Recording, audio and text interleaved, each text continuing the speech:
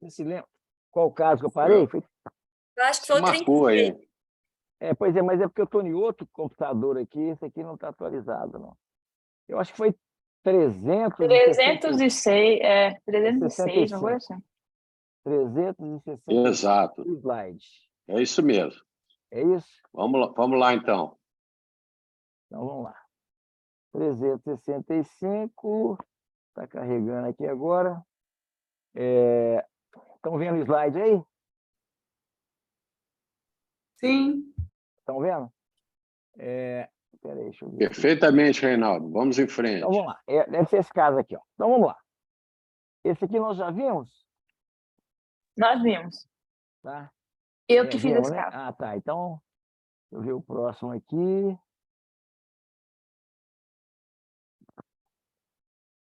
E esse aqui? Ah, uma paciente, uma médica com úlcera de córnea. Acho que vimos também. Esse aqui... E parou Esse nesse. eu acho que não. Acho Não, que esse então, não. esse aqui também não. Então, pronto. É esse aqui. Vamos lá, Arnaldo. Quem que vai apresentar esse caso para nós? Vamos pedir aí ao doutor André Lamonier para apresentar esse primeiro caso. Bom, Por então, vamos favor. lá. André. Vamos lá. Gente, uma boa noite a todos aí. Desculpa o transtorno aí, mas o computador aqui estava travado, não sei o que aconteceu. Então, vamos lá. 2003. Paciente com 24 anos, submetidas à LASIK-AO. Ah, bom, eu Dr. sempre Reinaldo falo, gente, é Pinheiro. caso dos outros, né? Que eu recebo muito caso indicado por oftalmologista. Mas esse aqui, gente, é criança minha, viu? É filho feio, né? Quando se fala que filho feio não tem pai. Esse aqui tem, esse aqui é meu, viu? By me. Então vamos lá, vamos ver o que aconteceu. A refração dela, -7 com menos 0,75 a 60 e -7 com menos 0,75 a 90. Voltou 19 anos depois, em março, relatando piora da visão. A topo pós-operatório. Tem uma simetria inferior em ambos os olhos. Sugestivo de ectasia, né? E aí? Vamos fazer o quê? A gente não pode pensar também só fazer um comentário? Um descentramento da ablação?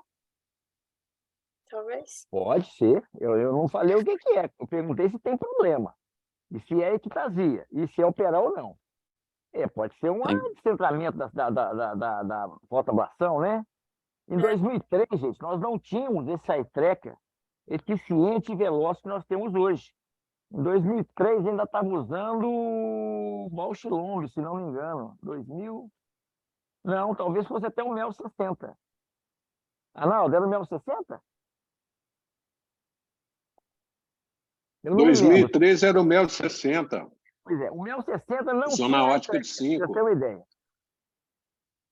Pra você ter uma ideia, não tinha eye tracker. O paciente tinha que ficar olhando por uma luz, que era um laser, de centração. E se ele deslocasse, ou se ele não olhasse errado, qualquer coisa, você amava de centrado. O que vocês acham que é isso aí? Qual que é a visão dela aí, doutor? Tem? Tem, com certeza que tem. Mas isso aqui é um problema ou não é um problema? Eu acho que o eixo visual dela ali tá até preservado, né?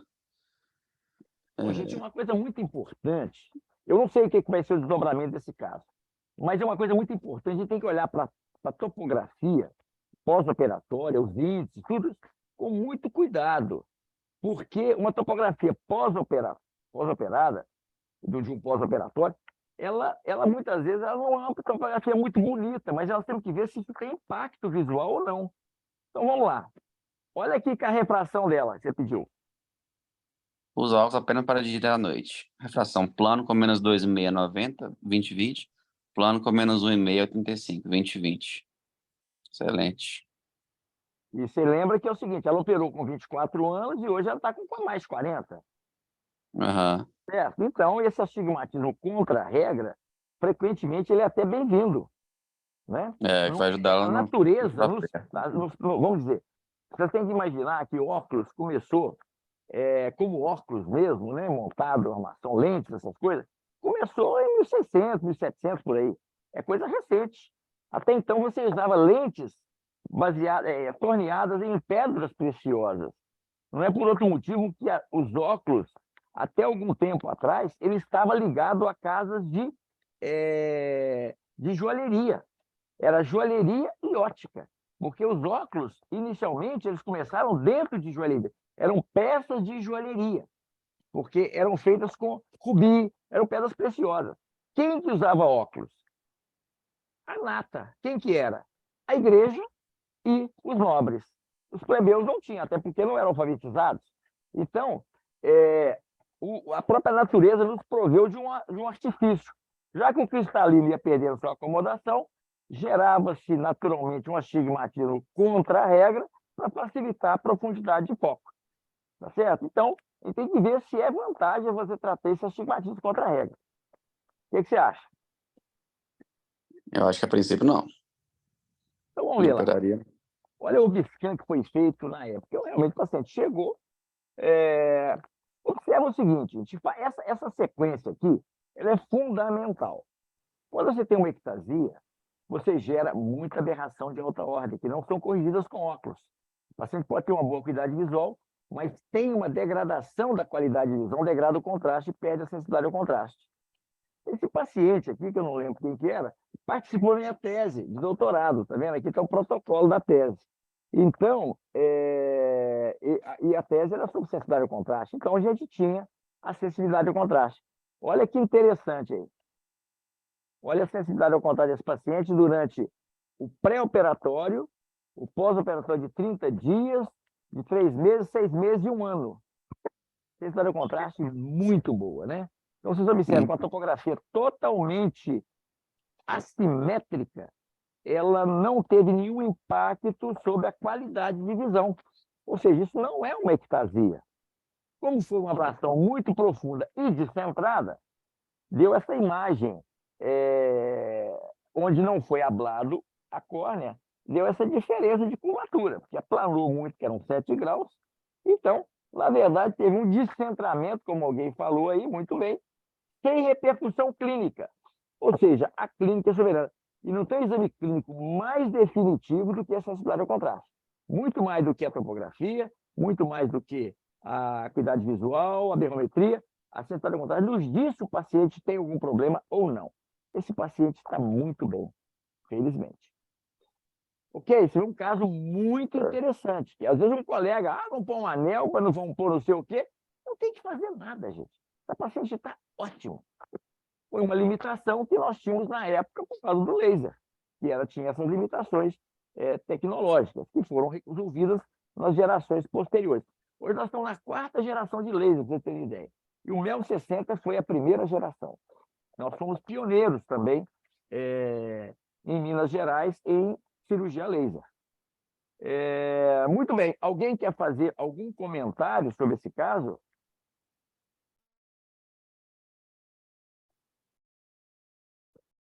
Arnaldo? Reinaldo, esse caso é interessante pelo seguinte: certamente esse paciente ele foi submetido a uma ablação no MEL 60. O MEL 60, como você já comentou, era um equipamento que ele não tinha eye tracker, ele tinha uma máscara e um diafragma, e a gente tentava, da melhor maneira possível, centralizar aquela máscara na pupila do paciente e ficava rezando para o paciente não mexer o olho durante o tratamento para que a gente não descentrasse o tratamento. Se eventualmente, como essa máscara ela tinha uma sucção e ela aderia no olho do paciente, a gente ficava torcendo para o paciente não mexer o olho, porque até eventualmente se ele mexesse o olho, a gente muitas vezes nem notaria que ele estava com esse descentramento que poderia comprometer o resultado da cirurgia. Então, felizmente, esse laser ele foi substituído por outras gerações de laser que já tinham eye tracker, e isso realmente melhorou bastante a qualidade de visão e a qualidade do tratamento dos nossos pacientes. Lembrando também que esse equipamento ele trabalhava numa zona óptica pequena, numa zona óptica muitas vezes de 3, 3,5, no máximo 4 milímetros. Então, pacientes portadores de alta miopia, que eram submetidos a esse tratamento, eles ficavam com um degrau, uma mesa na córnea do paciente, e isso realmente atrapalhava muito a qualidade de visão, principalmente para a visão noturna, para dirigir à noite. Então, vocês estão pegando uma fase da cirurgia refrativa em que todos os equipamentos já foram aprimorados e a chance de a gente ter um ótimo resultado é quase que 100%. Ok? Vamos convidar agora o Dr. Lucas Reis para apresentar esse segundo caso para nós, por favor. Muito bem, vamos para frente. Muito bem. Paciente de 19 anos, refração inalterada, refração estática por direito mais 0,25, menos 1,75, acuidade 0,81, ou de esquerdo mais 0,25, menos 1,5, acuidade entre 0,8 e 1. Operar ou não operar, crosslink em anel. Tentar dar um zoom aqui. Essas topografias são de vários anos, ô, doutor Rinaldo? Ah, tá. Bem lembrado. Deixa eu ver aqui, quer ver?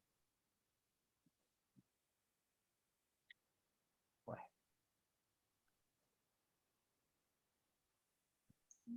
Você não Você consegue tem que editar, de não. novo. Eu não Aí, estou não. tirando. Isso aqui eu acho que é fotografia. Eu não tô Porque você não conseguindo. consegue editar por causa do seu aplicativo aí, ó. Hã? Você não consegue editar por conta do Se eu for programa. renovar agora, vai complicar tudo. X aí no canto direito. Um Ah, X da barrinha vermelha. Vê se some. Do lado direito. Extrema direto. direita. Do mouse que você fala, né? É. Não tem como editar, não, sem renovar. Não tem, não. Eu tenho medo aqui se mexer renovar, vai ficar uma hora aqui pedindo para renovar. Mas certamente, gente, isso aqui é de períodos provavelmente de anos diferentes, tá? Eu não ia fazer uma topografia dessa com períodos muito pequenos, porque não justifica. Então, com certeza, a última aqui, não, tem jeito de saber sim, gente. Não tem a data, né? Porque aqui vocês vão ver que a última é de 2000 e... Olha aqui. Aqui embaixo dá para ver, 2022. 2022. Isso. Então, certamente eu venho acompanhando esse paciente há alguns anos. Então, vamos considerar que aqui seja de 2020, 21 e 22. Uhum. O olho direito parece que está estável, segundo os índices. Deixa eu ver aqui. Não teve uma diferença muito relevante nos índices eratométricos, né? No esquerdo também não. O Mas, padrão da córnea está bem estranho, bem diferente, você não acha, não? o Olha olho a direito, primeira, o padrão da topografia, não estou dizendo índice eratométrico. O não, padrão da sim, topografia está muito estranho, está muito diferente. tá diferente. A Tem alguma coisa escala que chama atenção aí? 37, 47. A escala está...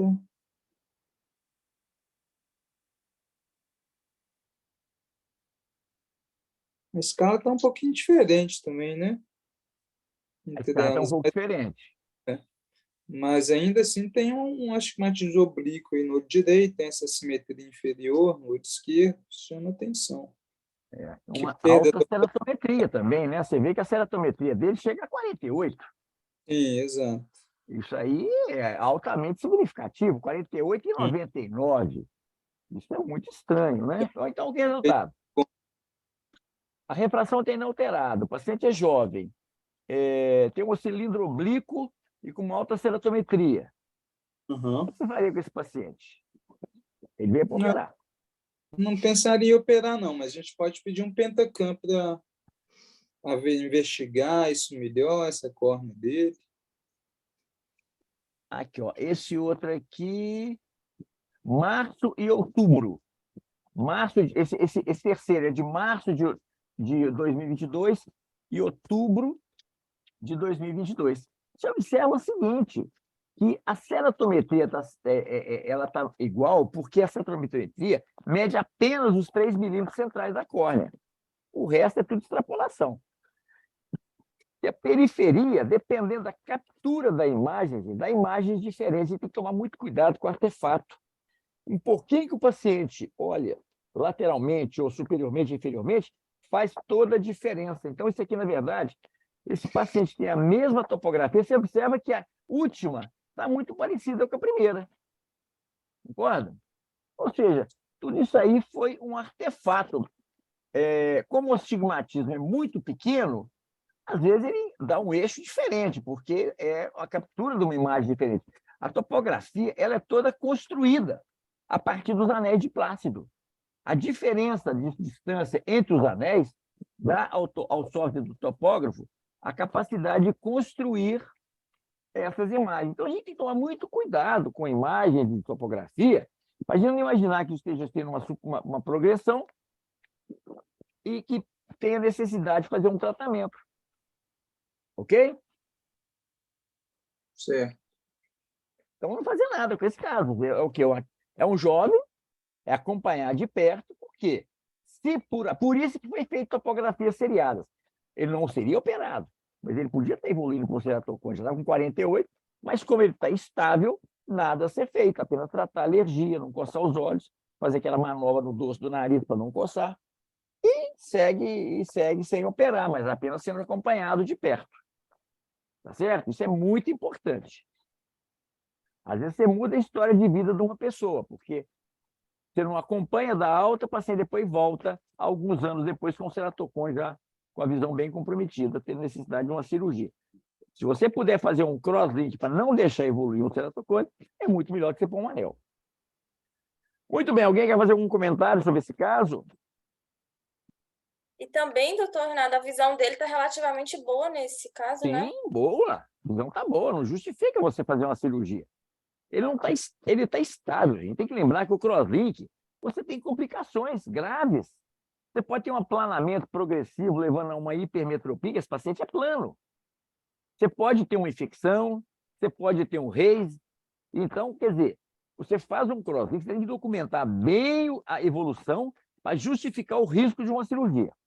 E o crosslink não é uma radiação, não, é uma cirurgia. Você desepiteliza a córnea, aplica uma substância que vai ser absorvida pela córnea e vai irradiar essa córnea.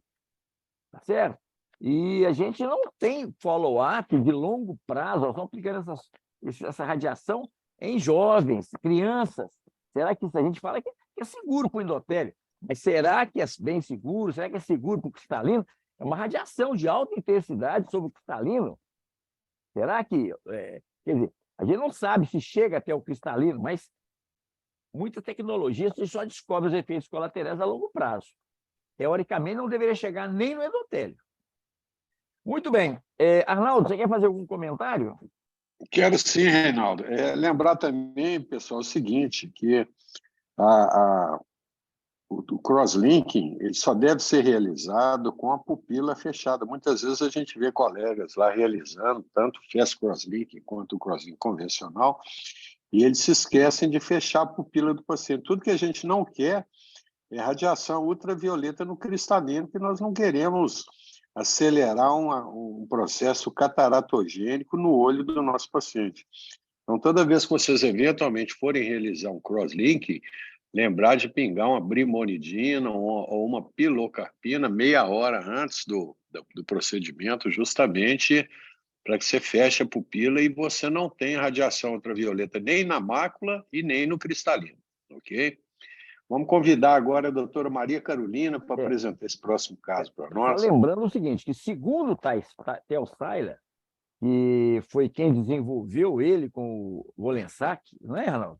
Wolensack, né? Gregor Wolensack, exato. Todos os dois estiveram aqui no Brasil, em Ouro Preto. Isso. Então, eles fizeram vários estudos para ver a toxicidade para o endotélio. E por isso que eles falaram, não mudem o protocolo, porque nós estudamos várias intensidades de radiação ultravioleta para a gente ver se não chegava até o endotélio. Mas hoje a gente vê que os colegas, cada um faz de uma forma diferente. Como a gente não tem como provar eficiência, porque você faz o crosslink para não acontecer alguma coisa. Se você não fizer e não acontecer, então quer dizer que aquele crosslink foi feito de forma desnecessária. Muito bem. Vamos para frente, então, agora com a Carolina. Vamos lá. Então, em outubro de 2021, paciente feminino de 23 anos usa lente de contato. A primeira consulta veio para avaliar a cirurgia refrativa. relata se expor muito ao sol. Correção atual, ela usa menos 4,75, menos 0,75 a 180, e menos 3,75, menos 1,5 a 180. A refração estática, menos 5 com menos meio a 25, e menos 4,5 com menos 1,25 a 170, visão de 20/20 nos dois olhos. A topografia, não vejo grandes alterações, mas ela é míope, né? 45 ficaria no limite. Ela é relativamente jovem e a miopia relativamente alta, né? Ficar ali mais ou menos uns 5 de equivalente esférico, eu não operaria agora, mas pediria pelo menos um Pentacam também. Vocês observem que todos os índices do Médici-Monte estão normais. Esses índices são muito sensíveis. Qualquer alteraçãozinha de centramento, de diferença de ceratometria superior e inferior, qualquer irregularidade coriana, ele acusa. E aqui está tudo normal. Isso é raro vocês verem a topografia no Médici-Monte. Então, quer dizer, é porque é uma córnea muito normal. Ele estando alterado não significa que está alterado, mas ele estando normal, é muito provável que essa córnea seja normal. Ou seja, ele é muito sensível, mas é pouco específico. Claro isso aí? Então, vamos lá. Então, nós temos ali, que você já sinalizou muito bem.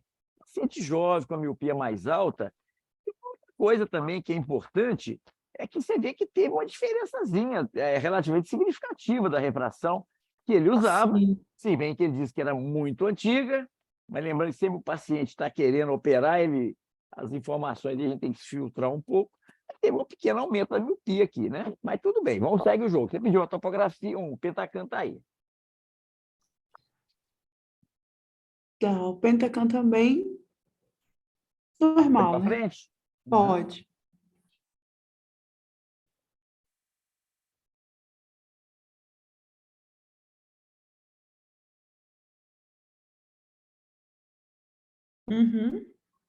A córnea dela é Gente, se estreita. alguém quiser discutir algum aspecto do Pentacam, é só vocês levantarem, falarem alguma coisa aí. Certo.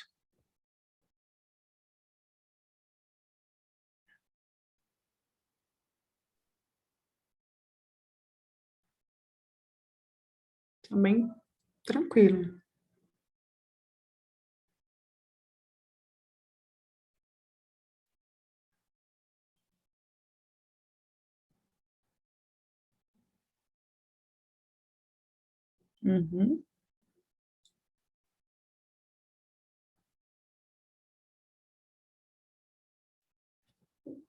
É bem espessa a córnea, né? 585? 588. 500, a mais fina aqui, 588 esse olho. Ok? Certo. Opa. Espera aí. Desculpa, operar ou não operar? Eu não operaria agora. Bom, essa paciente, gente, Pentacam totalmente normal. Segundo o paciente, essa refração dela é muito antiga, estava usando lente de contato, mesmo grau e tudo e tal. Desse grau aí está usando aqui, lentes esféricas, ou seja, não é um paciente até muito exigente. Então, eu operei essa paciente. Tá? Eu não vi nada aqui que pudesse contraindicar a cirurgia, porque quando a gente contraindica, a gente não pode contraindicar só porque está com medo. Medo não é contraindicação. Medo é insegurança. Você, quando fala assim, eu não vou operar, eu tenho que explicar ao paciente por quê. Porque você vai operar com outro. Simplesmente assim. Então, se você pusesse aqui nos critérios de Hahnemann, a única coisa que ele vai te dar aqui vai ser a idade. Tá certo? Que vai ser 2. Okay? Mas aí você fez o quê? PRK? Porque ela tem exposição ao sol. Agora, eu não chuto não, viu, gente? Eu não sei. Mas se essa paciente, eu coloquei ali de forma explícita que o paciente expõe muito ao sol, deixa eu ver, isso aqui foi quando? Você lembra da data? 2021. 21. é possível que tenha sido PRK, desde que ela se cuidasse de não tomar sol. Tá? Um LASIK num paciente tão jovem assim, um grau mais alto, eu não acho que, mesmo estando tudo normal, eu não acho que seja a melhor alternativa. Se eu fizesse com fento, fazer com 90 micra, 120, 110 micra, eu acho que seria bastante seguro. Mas não consta nada aqui, então provavelmente foi o PRK. Muito bem. Arnaldo, você quer fazer algum comentário? Alguém quer fazer algum comentário sobre esse caso? E essa Não, refração Reinaldo. do olho esquerdo, Alguém quer fazer aí? Alguém essa falou? refração do olho esquerdo, você acha que podia estar progredindo, não? Como é que é? A refração do olho esquerdo, por ter aumentado, você não achou que podia estar Não, na progredindo? verdade, boa observação. Se você não tiver certeza, é melhor você não operar. Na verdade, essa paciente só usava lente de contato. Ela tinha um óculos que ela veio porque ela é orientada, a paciente é orientada a vir sem lente de contato à consulta. Então, a paciente trouxe um óculos que ela usava, que ela falou, só que tem muitos anos que eu uso esse óculos, esse mesmo óculos aqui, ele está bom, mas a lente estava atualizada no grau atual. Então, me convenceu de que realmente o grau estava estável, por isso que eu operei. E eu deixo claro para o paciente que a cirurgia não estabiliza o grau. Então, se o paciente omitir alguma informação, é por conta e risco dele, porque eu ponho isso no prontuário. Ok? Vamos lá. Quem vai falar esse caso agora? Reinaldo, vamos convidar a doutora Juliana para apresentar esse caso, por favor. Vamos lá. Então, gente, como eu mostro muito caso desafiador, a maioria desses casos a gente acaba não operando. Mas o fato de ser desafiador não significa que ele não possa operar. Então, a gente tem que também ter essa percepção aí de que a gente, né, não é a gente ter medo, a gente tem que ter respeito pela córnea e pelo paciente. Mas se eu tenho os dados todos que são favoráveis, eu não tenho por que não operar. Vamos lá, Juliana. Vamos lá. Então, uma cliente antiga, de 22 anos, em 2019 veio para avaliar a cirurgia refrativa, usou lente de contato durante muitos anos, apresentando alergia ocular às lentes gelatinosas. Refração estática, menos 3,25, com menos 0,75 a 180, visão de 20/20. O olho esquerdo, menos 2,75, com menos 1 a 180, visão de 20/20. Paquimetria, 535, em ambos os olhos. E a topografia tem um astigmatismo regular e simétrico, a favor da regra, em ambos os olhos, com os índices ceratométricos também dentro da normalidade. Mas como ela tem essa história das lentes, ela ficou sem as lentes para fazer esse exame? Eu acredito que sim. Eu sempre peço ao paciente para vir sem as lentes de contato. Entendi. A princípio, eu achei que a topografia não tem nenhuma alteração que me chamou a atenção, assim, para contraindicar, não. Certo. Alguns índices ali, como eu falei com vocês, os índices do Medmonte, eles são muito sensíveis. Qualquer coisinha. Por que ele deu alterado? Porque teve uma pequena assimetria, entendeu? Então, essas assimetrias, uma ceratometria um pouquinho mais alta, ele vai dar alterado. Vai falar que existe uma simetria escleral, entendeu? Então, isso aí compromete. Quando você tem um astigmatismo alto, você muda também na região da córnea escleral, você altera. Então, esse aparelho, ele mede. E esse aparelho foi desenvolvido, a tecnologia dele é ideal para lentes de ortoceratologia. Então, por isso é que ele é um bom para ortoceratologia, porque ele mede não só muito bem a córnea, mas também a esclera. Então, eu pergunto a você, os índices ali, você vê que nem vermelho não ficaram, ficaram amarelo. Mas paciente jovem, eu já comentei isso com vocês, sempre a gente tem que fazer uma pesquisa mais aprofundada. Então, qualquer fator de risco. Idade é um fator de risco importante. Então, vamos pedir um pentacam. Vamos lá. Mas só uma dúvida, se você fosse laudar essa topografia, você descreveria como um astigmatismo simétrico, né? Simétrico. Topografia normal. Sim. Tá bom. Então, e aí o pentacam? Vamos ver. Então, o pentacam, o BED-D 1,55, 1,79, o arte máximo 426,345, elevação posterior aumentada, né? Mais 22 e mais 28, o IT 0,58 e 0,84, e a PAC boa. Índices, demais índices normais. Aqui no olho esquerdo, o arte máximo está um pouco limítrofe, né? Sim, verdade. E a elevação posterior também achei um pouco mais aumentada. Perfeito. E o índice BET também é aumentado, né? Principalmente no Qual olho que é o esquerdo. valor mesmo de referência? É 1,22. Ah, tá. Guarde isso aí, gente, que é o índice mais importante do Pentacan. 1,22, 1,23, vamos lá. Vai Uhum. lembrar que 1,23 para 1,33 e 1,43 é uma diferença digna de nota. Sim. Então, por agora, eu acho que eu não iria operar, não. Acho que eu ia explicar para ela que tem muitos fatores limítrofes para a gente acompanhar e repetir os exames. Pentacan suspeito, gente. Muitos teratocones, eles começam na superfície posterior. Então, tem uma elevação posterior que a topografia não detecta.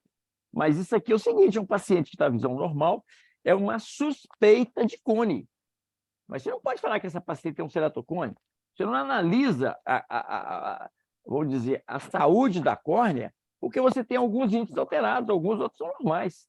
Então, uma suspeita é um paciente que tem uma possibilidade de evoluir para ceratocone. E se não fizer nada, não vai evoluir, provavelmente. Mas se fizer, é possível que evolua. Então, não operar, porque tem uma suspeita de ceratocone. Ok, gente? Alguém tem alguma dúvida sobre esse caso? Arnaldo? Reinaldo, nada a comentar, concordo aí 100% com você. Realmente, essa paciente precisa ser acompanhada durante mais algum tempo. Vamos para o próximo, então? Vamos convidar a doutora Espera só Vitória um para minutinho, gente, a apresentar. história continua aqui, eu não sabia, não. Então, isso aqui foi quando que ela veio aqui? Em 2019. Olha aqui, eu repeti o Pentacan dela em 2020.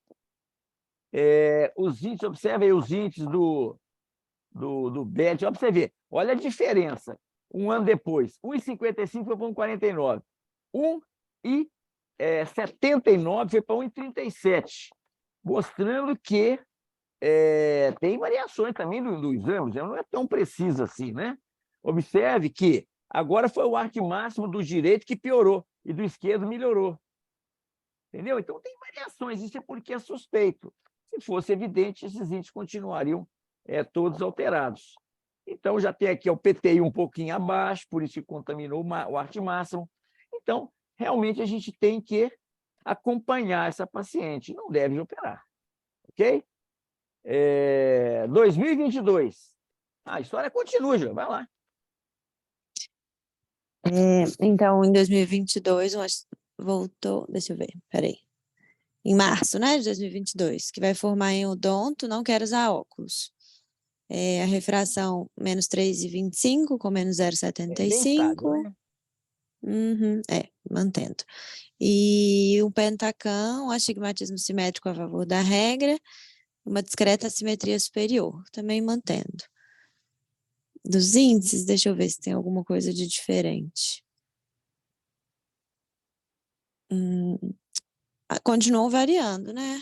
O BED agora do olho esquerdo, variar sempre, né? Um pouco mais, um pouco 1,85. menos.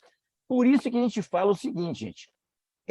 O arte máximo, por exemplo, de 470 a 450, 440 é suspeito. Ou melhor, desculpa, de 380 a 340 é suspeito, abaixo de 320 é cone. Então, o arte máxima dela aqui agora está muito normal, né, que é um índice muito importante, o IHD também está muito normal, mas ela tem essa PTI abaixo da média e tem uma curva do Belli-Ambrosio também alterada, 1,54, 1,85. Já esteve até... não, esse aí foi o máximo que já chegou. Antes era 1,79, né, 1,37. E aí, operar ou não operar? Refração muito estável. Observa que quando já tem 3 anos que ela está vindo, ela agora já está com 25 anos. Difícil, né? Por isso que é um caso desafiador, né? É. Na minha pouca experiência, eu acho que eu não operaria por causa da suspeita do cone. Perfeito. Olha, o tanto de índices alterados, mas tão estáveis. 2022, ela voltou. Olha para você ver, gente, quando o paciente quer operar mesmo, o paciente fica ali, ele fica voltando. Se ele confia em você, ele vai voltar, ele não vai procurar outro. Se você foi objetivo, foi bastante sincero, teve uma credibilidade, o paciente volta em você. Se você demonstrar insegurança, você falar com o paciente, eu estou com medo de te operar, ele vai, é a mesma coisa de um piloto virar e falar que está com medo de levantar voo. Você vai descer do avião, você vai procurar outro médico. Eu não quero um médico que tenha medo. Eu quero um médico que me passe segurança. Medo não é segurança. Medo é insegurança. Vamos lá. Operar ou não operar? Está aí Pentacan. Esse é o de 2022, né? Que a gente comentou sobre os 2022. índices. Tá aqui, a data de 2022. Vamos ver os outros Pentacan. Tá vendo? Você viu alguma coisa errada com esse Pentacan, não? Não.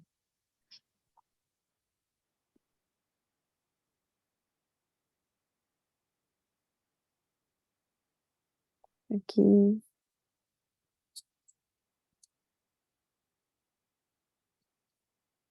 Ali os índices, né?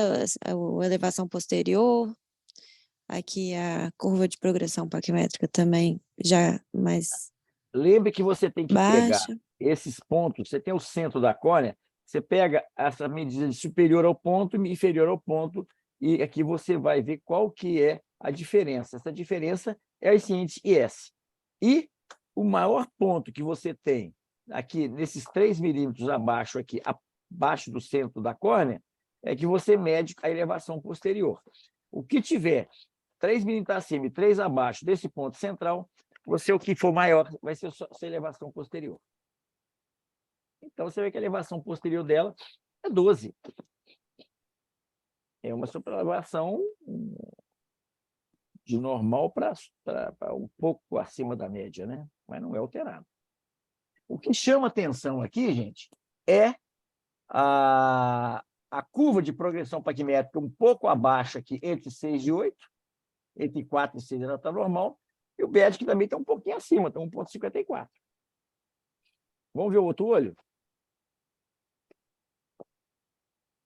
Teve alguma coisa diferente aí? Aqui já tem uma discreta assimetria superior, né? Igual está descrito ali. Certo. E aí?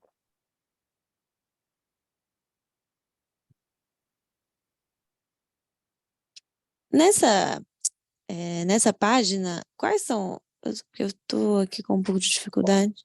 Aqui você vai ver esses índices aqui. Desses índices, o mais importante é o IHD. O IHD, normalmente, ele é normal de 0,01, 0,001. Quando ele chega a 0,02, ele já está alterado. 0,07, 0,08. Aqui ele está dando 0,0, eu acho que é 0,05. 0,005. Está abaixo de 0,01. Não, está um pouco acima de 0,01, né? Abaixo, O KISS né? aqui está 96 e a diferença a simetria super inferior 0,08. Normal tem 1,4. Doutor Reinaldo, você pode, por favor, repetir o valor de referência desse índice que você falou? Que é... O EHD? É. O EHD é até 0,01. Ele é normal. Agora, o EHD, ele varia muito porque ele mostra essas assimetrias horizontais. E elas são as que aparecem mais precocemente no Pentacan. Então, você pode ter um IHD também um pouco alterado, que você deve levar em consideração, mas não é determinante. Nenhum índice isoladamente é determinante, a menos que ele seja extremamente alterado. Mas quando ele é borderline, ele isoladamente, ele não tem um poder de decisão. Para frente? Obrigada. Sim.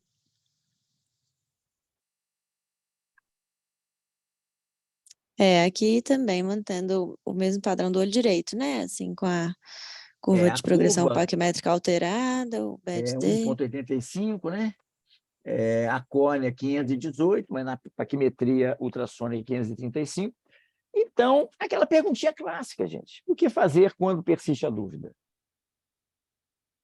Está nos critérios, né? Né? Então, vamos para os critérios de Hahnemann, certo? Então, vamos lá. Como é que está a Olha, topografia então, desse paciente? a topografia é normal. Não? Se você fosse extremamente rigorosa, você pode falar assim, está começando a querer ter uma perda de ortogonalidade aqui no olho esquerdo, uma leve assimetria superior, mas é uma topografia que eu diria bastante boa, né? É questionável aqui em Boltai. E Uhum. a questão toda aqui é a idade, que ela está agora com 25 anos, né? E aí? Então, ficariam aí 3 pontos, né? Risco Seria um risco moderado. moderado para LASIK. LASIK. Uhum. Isso se você considerar que realmente tem um Boltai assimétrico. Se você não considerar, vai para 2 pontos. Operar ou não operar? Eu acho que não. Bom, eu operei essa paciente. Acho que eu operei? Não sei ainda, vamos ver aqui. Bom, então vem aquela questão do perfil. Quando você tem um paciente, gente, ele quer muito operar, ele tem um perfil amistoso, é uma pessoa que entende tudo que você fala, se compromete a fazer os controles, não é aquela paciente que fica te questionando e desconfiada de tudo que você fala. Então, o perfil é muito importante, tá certo? Não só do paciente, como da família. Então, eu operei essa paciente, tá? Ela é uma dentista, essa paciente foi colocada para esse risco, o perfil é muito favorável, foi orientada para a necessidade de controles periódicos e, se necessário, fazer um crosslinking. Então, sempre eu faço a orientação junto com os pais, porque se os pais não aceitarem, eu também não opero. É só o paciente aceitar, ele tem o viés da necessidade, muitas vezes da vontade, né, de ficar livre dos óculos. Então, eu operei essa paciente por esse conjunto de fatores. Uma topografia normal, alguns índices do Pertacan alterados, uma paciente muito jovem, mas uma baixa miopia e uma espessura de córnea satisfatória. Então, é um perfil muito bom. E eu operei essa paciente com o compromisso dela voltar periodicamente. Agora eu estou lembrando dessa paciente. Essa paciente é uma prima. Uma prima que eu operei e ela faz controle comigo. Esse mês mesmo, agora ela fez controle. Isso foi em 2020. Quando é que foi? Em 2022, esse ano mesmo ela já esteve lá. Ou seja, está tudo estável, paciente com visão normal e tudo, está muito satisfeita, mas com compromisso de fazer o controle periódico. Tá bom? Agora, se você não quiser se operar porque ela tem esses fatores, você tem motivo para não operar. Combinado? Com a experiência, você pode fazer com que esses fatores, você avalie o risco-benefício e você pode justificar a sua conduta também. Ela não tem um ceratocone. Ela tem alguns níveis alterados, mas a grande maioria dos itens dela são normais. Arnaldo, você quer fazer um comentário? Alguém quer fazer algum comentário? Não, Reinaldo. Alguém quer fazer alguma pergunta, pessoal? Então, vamos em frente. Vamos convidar a doutora Ana Maria para apresentar esse próximo caso, por favor. Operar sim ou não e por quê? Ana? Oi. Vamos lá. 2011, masculino, 26 anos, fez uso de lente de contato gelatinosa durante alguns anos, sempre com intolerância e complicações. A refração estática do olho direito, menos 1,5 a menos 1,25, o eixo de 10, visão de 1, e o olho esquerdo, menos 1,25 a menos 1,5, o eixo de 180, visão de 1. Em 2022, com 37 anos, voltou para avaliação de cirurgia refrativa. Olho direito, menos 1. Manteve, né? A mesma refração. Tá. Traquimetria do olho direito, 509, do olho esquerdo, 511. Operar ou não. É um paciente com uma miopia, assim, relativamente baixa, assim, né? Com 37 anos, idade também que a gente mais favorável, né, para pensar em desenvolver alguma complicação. E a topografia com os índices ali praticamente normais. Tá, eu pediria eu acho que tem vários dados que levaria a fazer a cirurgia, mas eu pediria uma tomografia para avaliar melhor, mas eu não estou vendo nada a princípio para contraindicar essa cirurgia, não. Então, vamos lá. Paciente, uma córnea mais fina e de Petracam. Então, é a córnea mais fina, Tomografia muito normal, né?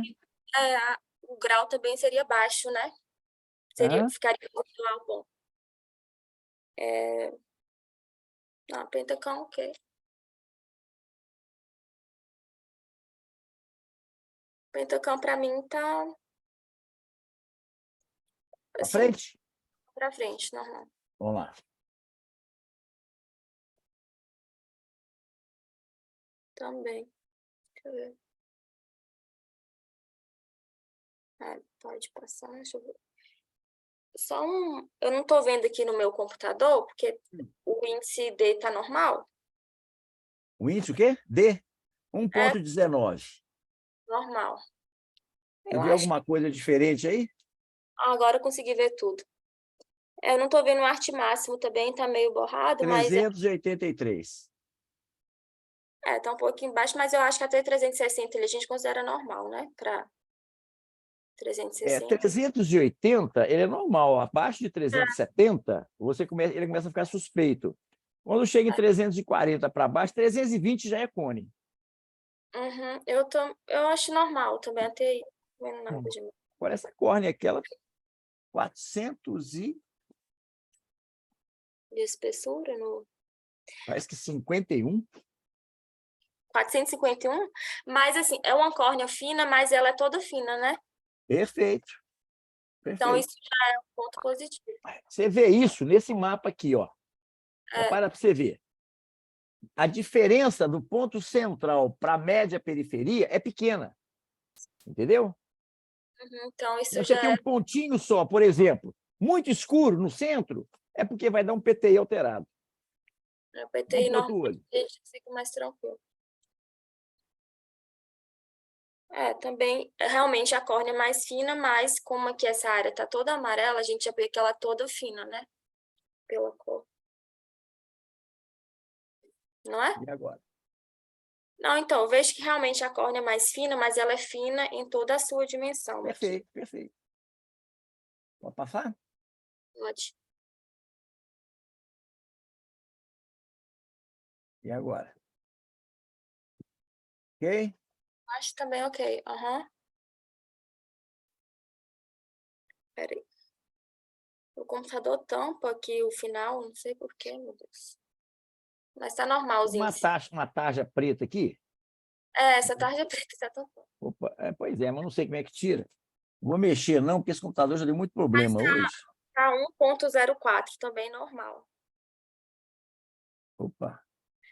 Então, estão aqui os dois mapas de Velli-Ambrose.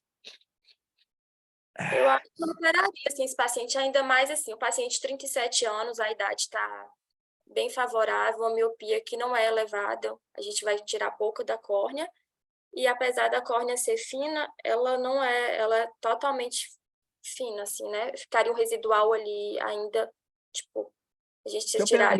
Você operaria essa córnea? Operaria. E esse paciente, você operaria também? Sim. Então, eu conversaria com ele mais pelos índices aqui, como eu falei, 1,5, a gente tira ali 20 micras, uns 30 ali, eu acho que ia ficar um residual bom ainda, se for. Eu não estou vendo nenhuma contraindicação dessa cirurgia, não. Ali, talvez a gente tenha que tomar um pouco de cuidado, Ana, que é o seguinte, um paciente com 37 anos, ele já está pré-presbita. O paciente míope, ele historicamente, ele enxerga muito bem de perto. Mesmo ele estando métrope, com 37 anos, ele já vai começar a notar uma piora da visão de perto. Então, é muito importante você avaliar qual que é a profissão dele. Porque se ele, Verdade. por exemplo, for um advogado, um contador, um que gosta muito de ler, de ficar vendo muito computador e tudo, e tem pouca atividade de esporte ou social, ou não tem muita vaidade, qualquer coisa, você tem que perceber o seguinte, que ele vai tirar um óculos que ele usa muito pouco por um outro óculos que ele vai usar com frequência daqui a alguns anos. Certo? Verdade. Então, é muito importante você conversar bem com o paciente, tá certo? E quando persiste a dúvida, além dessa questão do pré-présbito, a gente também pode e deve fazer o índice de Randemann. O que daria nesse índice de Randemann? A idade aqui dele, deixa eu ver. Ok, 30, idade 0. A córnea ali também normal, né? A PAC residual maior que 300. Eu acho que daria. Não estou vendo nenhuma pontuação aqui, não. Só a córnea. Se a córnea é menos de 510, dá pelo menos 2 pontos, né? Então daria. Deixa eu ver. 1 ponto. 2, né? A única coisa seria essa córnea mais fina. Então, esse paciente foi orientado sobre essa questão da presbiopia e realmente foi operado com o Streamlight. E aconteceu uma coisa interessante, gente. Depois eu vou até completar esse caso. Esse paciente ficou hipocorrigido. Nossa. Então, o seguinte, no Streamlight, mais recentemente agora, ficou definido o seguinte, que pacientes que têm miopias baixas, você deve considerar o epitélio com uma espessura maior, para que você não hipocorrija o paciente. Isso me deixou um pouco também preocupado, porque quando você começa a fazer ajuste em nomograma, porque eu acho que essas coisas mostram uma pouca previsibilidade do tratamento. Então, eu não sei se nesses casos de miopias baixas eu faria novamente Streamlight, não. Tá? Eu não quero... Um paciente desse, ele não pode ficar com algum resíduo, porque já tem pouca dependência do óculos. Se você ficar com resíduo, não justifica o tratamento. Mas esse caso, Eu tive que escolheu reaplicar, tá? Oi? Esse caso, o senhor escolheu o Streamlight por algum... Era um paciente que...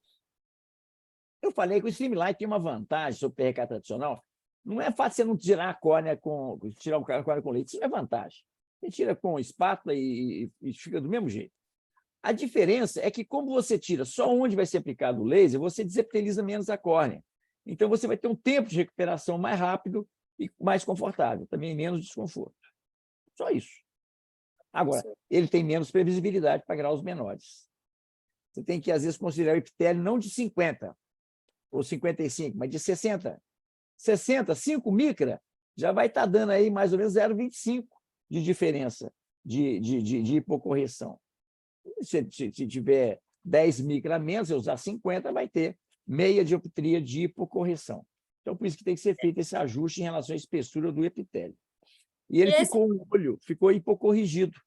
Ele ficou com 0,75 e ficou insatisfeito. Eu fui lá, reapliquei o laser, esperei, eu falei com ele, vamos deixar desse jeito, para ver se você se adapta por causa da vista cansada e tudo. Ele não se adaptou e não quis ficar daquele jeito, porque ele estava acostumado a ter uma visão boa. Então, eu peguei e fiz um PRK tradicional e tirei esse 0,75, e ele ficou muito satisfeito. Isso foi depois de muito tempo da cirurgia? Isso foi depois de muito tempo da cirurgia? Não, eu pedi para ele esperar uns 3 meses.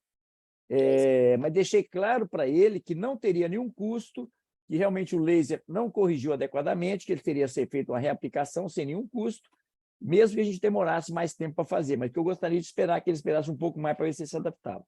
Com 3 meses ele voltou, não se adaptou, eu reapliquei. Tá bom? E aí ele ficou satisfeito depois? Oi? Não, eu perguntei se ele ficou depois satisfeito, porque... Ficou muito satisfeito. E não notou nenhuma diferença em termos da recuperação. A reaplicação eu fiz com o PRK normal. Então, eu estou assim meio achando que esse Streamlight não traz grande benefício, não. Certo? Vamos lá. Arnaldo, você quer fazer um comentário? O Arnaldo tem uma experiência boa com o Streamlight. Eu não sei qual que é a percepção que ele tem.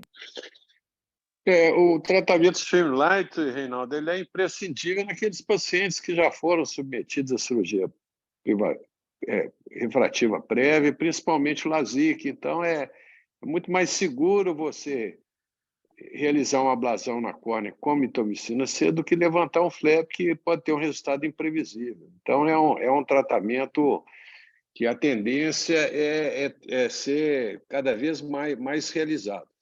Outra vantagem que eu vejo no Streamlight é o fato da gente não promover aquela queimadura com álcool no epitélio corneano, o que favorece menos dor e menos desconforto no pós-operatório.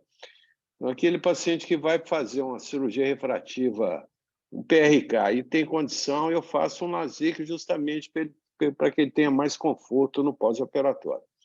Vamos convidar a doutora Vitória agora para fechar aí com chave de ouro. Deixa eu fazer um comentário aqui sobre essa questão do Streamlight. O Arnaldo falou uma coisa importante, que você já tem um paciente que já fez um LASIK prévio e você quer fazer uma reaplicação com PRK, isso é muito seguro, tá? Você está tirando no flap, que não tem nenhum efeito biomecânico. E, nesses casos, é a única situação que eu uso álcool. Eu não uso álcool em caso de PRK. Agora, se o paciente já tem um flap prévio, eu uso assim durante 10 segundos, só para causar um pequeno edema no epitélio, para ele soltar mais fácil. E eu tiro sempre o epitélio, nesses casos, de cima para baixo, usando o sentido contrário ao pedículo, para evitar qualquer tipo de mobilização do flap. Mas o Streamlight, nem em outras situações, eu estou achando que ele não traz muito benefício, não. Então, vamos lá, Vitória. Boa noite, pessoal, de novo. Boa noite. Então, o paciente veio para avaliação de cirurgia refrativa, encaminhada por retinólogo, um homem de 30 anos. Usuário de lente de contato, olho direito menos 7,5 a menos 0,75, eixo a 90. Olho esquerdo menos 4,5 a menos 2,75 a 170. Bastante assimétrico, né? Ok, paquimetria 541, 549. Quando a gente olha a topografia, ele tem ele chega a ter um astigmatismo que vai do olho esquerdo completo, mas chega a ter não sei se falaria uma simetria, não chega a ser uma simetria superior, tem uma coisa diferente ali. E o olho direito, você tem um padrão interessante, mas no centro, né? Você tem uma córnea mais curva ali, região central. Eu pediria para esse paciente um Pentacam agora. Chama atenção aqui, olha para vocês verem. Ele tem um astigmatismo topográfico a favor da regra e refracional contra a regra. Contra a regra. É interessante, né? Quer dizer, ou seja, esse astigmatismo refracional dele não é o astigmatismo corneano. Ele tem mais astigmatismo no cristalino do que na córnea. E aí? Ele estava usando lente de contato, né? Ele tirou essa lente, também tem isso, né? Boa observação. Eu não tenho certeza. Vamos para frente aqui para a gente ver. Mas, a princípio, você operaria ou não? A princípio, não. Pediria um Pentacam desse paciente. Então, está aí o Pentacam.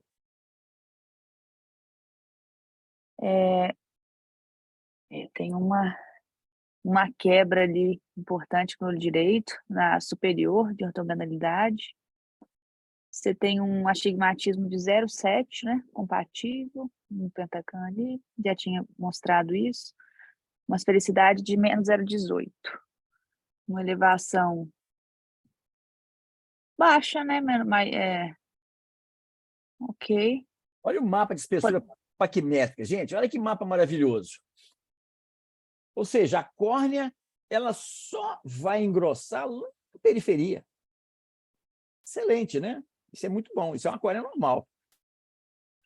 Vamos para frente. Vamos para frente. Um IHD bom, um IS bom, um KISA bom. Podemos seguir. Aquilo que eu comentei com vocês. Olha a curva, o PTI. Ele está acima da média, mostrando que é uma córnea que só espessa lá na periferia. 10 Tudo ok. milímetros, mais ou menos. Ok? Então, vamos para frente.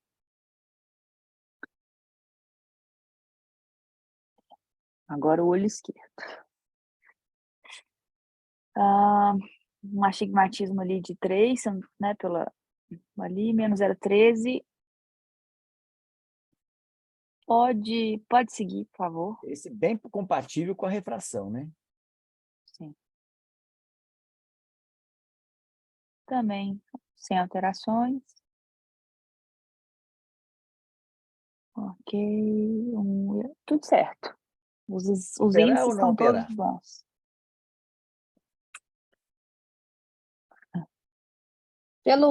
Pelos exames, não tem nada alterado, mas a topografia dele com essa refração chama ainda é uma coisa normal.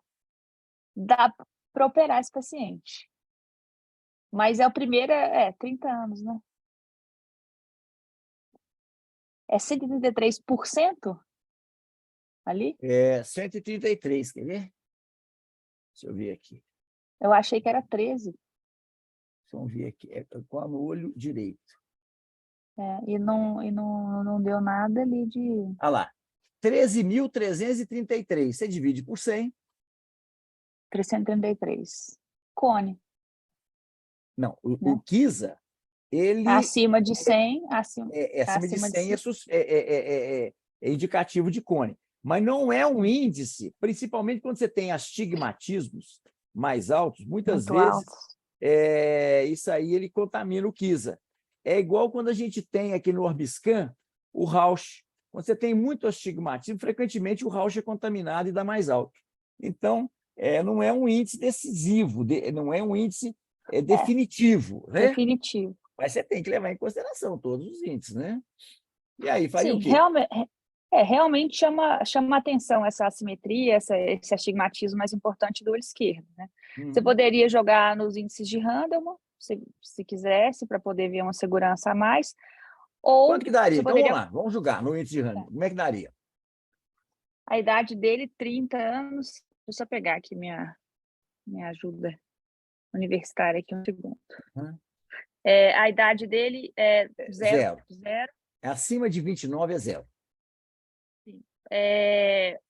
Nada da questão aliás, o grau dele menor que 8, então... Maior que 8, né? Maior que 8, aliás, por causa do equivalente esférico, deu... não, um pouquinho maior. Então, daria 1 ponto, tá? 1 ponto, isso. 1 ponto. Assimetria, não. Por enquanto, o leito residual também maior que 300, daria 1 ponto por enquanto. Tá, operar ou não? Um PRK, sim. Foi o que foi feito. Eu fiz uma hipocorreção do olho direito e não corrigi o cilindro. Eu não vou corrigir na córnea algo que não está na córnea. Por isso, então, eu propus a ele fazer uma hipocorreção no olho direito, que o olho esquerdo era dominante, e eu deixei esse paciente com uma pequena báscula em função de não induzir mais astigmatismo na córnea, porque esse paciente ia ter um astigmatismo contra a regra na córnea e um astigmatismo a favor da regra no cristalino. Olha que confusão. Esse tipo de conjunto aí de um astigmatismo a favor da regra na córnea e contra a regra no cristalino, certamente vai dar uma aberração nesse paciente. Então, é melhor você deixar ele da forma que o organismo dele já está adaptado. Então, foi operado e, nesse caso, uma alta miopia, eu fiz um streamlight. Ok? Alguma pergunta, alguma dúvida? Vocês veem, gente, quando a gente analisa com que critério, com ciência, não é achando, mas a gente fundamenta a nossa decisão, pode até não dar certo, mas você tem argumentos para justificar a sua conduta. Isso é que é importante a gente estudar. a gente poder fundamentar a nossa decisão. Por que sim e por que não? Não é apenas dizer sim ou não, é fundamentar bem a nossa decisão. Ô, doutor Alguém Reinaldo, quer fazer algum comentário sobre isso? Oi, diga lá. Só uma dúvida. Então, essa questão de você ter orientado a colocar -7 no olho direito, você acha que se você tivesse corrigido tudo nesse paciente ali, ele certamente queixaria? Poderia ter um desconforto? Esse certamente é difícil, mas como ele está adaptado a ter um astigmatismo a favor da regra no cristalino e contra a regra na córnea, vamos dizer, esse dispositivo óptico dele, ele está adaptado a ele. Agora, nós vamos mudar isso. Então, eu tenho receio de o paciente não se adaptar, não se sentir bem. Então, eu propus para ele, expliquei para ele tudo isso, falei com ele que ele teria fiz um teste com ele também, com essa correção. Ele achou que ficou muito bom, porque ele tinha uma dominância muito grande pelo olho esquerdo. Então, ele aceitou bem, eu não mexi nesse astigmatismo que a gente chama de cross-head. Cross-head é quando você tem um lado, por isso é cruz vermelha, porque você tem o red cross, né? Você tem um no meridiano, outro no outro meridiano. Então, isso aí não é uma coisa fisiológica. Mas já que o paciente está adaptado, é melhor você não mexer nisso aí. Ok. É uma situação muito pouco comum, viu, gente? Você tem um astigmatismo interno que suplanta o corneano. O astigmatismo interno dele é... Quer ver? Ele tem aqui... Quanto aqui? Não, como é que é? 45. Ele tem menos de 1 na córnea, no contra-eixo. Ou seja, Sim. ele tem 1,75 ou quase 2 no cristalino, no meridiano, a favor da regra. Desculpa, na contra-regra. Então, ele tem 2 contra a regra no cristalino e 1 e pouco na córnea, então ele tem 1 e pouco de refração no eixo do astigmatismo, que é mais forte. Vocês viram aqui que na córnea o eixo dele é 180. Muito bem, gente. São esses pequenos detalhes que a gente vai aprendendo no nosso curso, saber lidar com isso. Ah, não, eu quero ficar com a visão perfeita. Só, você tem um problema, o seu olho não é perfeito. Você tem um astigmatismo no eixo, um astigmatismo no outro eixo. Isso aí, você está se adaptado, já está bem adaptado a isso. Eu tenho receio de você não se adaptar. O que vai ficar é muito pequeno. Então, eu acho que seria mais interessante a gente fazer dessa forma e tem até a possibilidade. Vamos dizer que ele precise muito desse astigmatismo a 90.